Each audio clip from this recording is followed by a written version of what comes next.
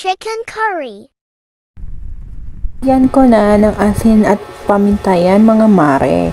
Kaya yon nasa kawali na at gina-golden brown na lang natin yung mga chicken para mas masarap. Linagyan natin ng kalahating baso ng tubig at nagdagdag na ako ng Knorr cube chicken flavor. Saka dinagdag ko na rin ang chicken curry mix natin.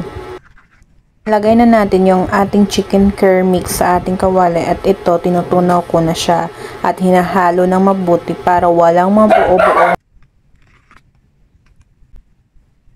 Sunod naman nating ilagay ang patatas at carrots dahil yan ang medyo matigas at matagal lutuin. At syempre sinabay na rin nating ilagay ang ating gata.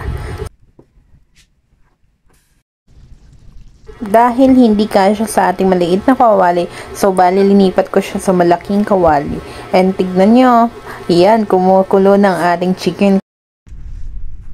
Ayan na mga mare, tapos ko na rin lutuin ang ating chicken curry. At ngayon, magsisimula na akong kumain. Tara na, kain na tayo!